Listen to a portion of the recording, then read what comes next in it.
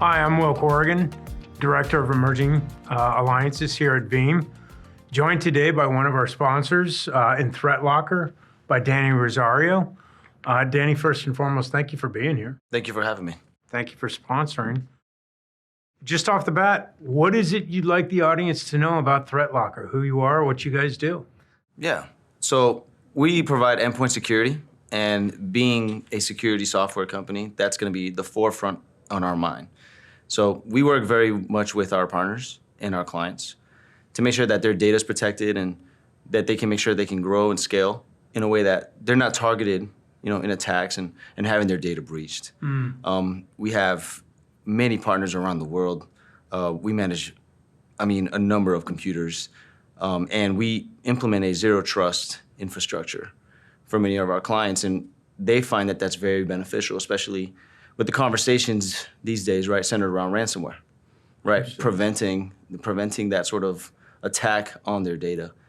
And so that's really something I would want to share with the audience, right? There's a lot of capabilities of what we do, and I think it's a good opportunity to share that with everyone.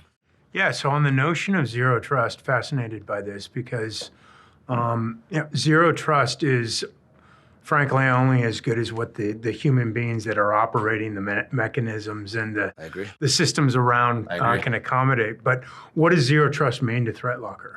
So zero trust is really the driving force of everything that we do, right? So we are a least privileged platform, and we think that's just the future of security, right? Ransomware has become more prevalent.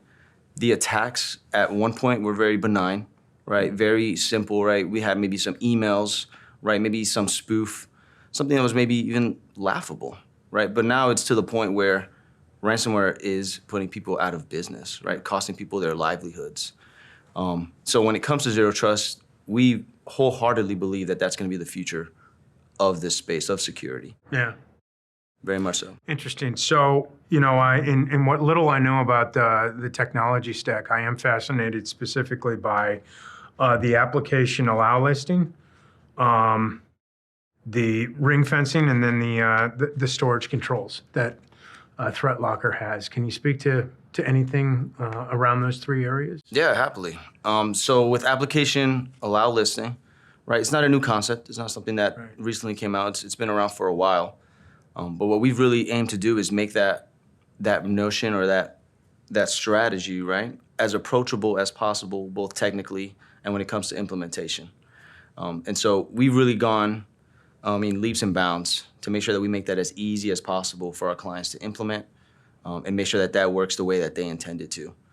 You mentioned ring fencing. That's a really exciting piece of technology that we incorporate inside of our feature.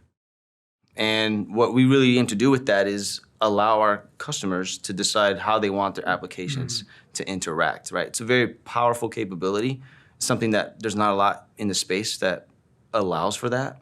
And so we're really excited whenever we do get a chance to talk about that and show that to our clients. So do you have a lot of intellectual property around the technology there? Is that homegrown technology for ThreatLocker, or? I'm not sure if it's homegrown. I would say that the way we've implemented it, again, because we are taking that zero trust approach in mind, it's very security focused, for sure. Okay. And then storage control, obviously with the digital trail, et cetera, that's a huge component to protecting data, making sure that the data is, one, not corrupted, but that continues to be usable. Yeah, no, that's right. And the biggest hurdle, right, when it comes to protecting your data is having visibility over that data, right? Who has access, who's able to read, write, delete, et cetera. Okay. And so with our storage control, what we're looking to do really is give you that visibility, but also give you the controls that you need to set permissions, right? Decide who can access that data at what time, but then also make it easy for you to pull the permissions if you feel like, there's a business case for that. Got it. So you talked earlier too about your partners. What does that partner ecosystem look like? Is your go-to-market through partners, or do you also have a direct selling motion? Yeah, so we do have partners, and we also are, expanding our direct-to-market, as you mentioned. So that's definitely the two avenues that we're looking to tackle, and we're really excited to see where that takes us. Fantastic. Look, more than anything, thank you again for being here.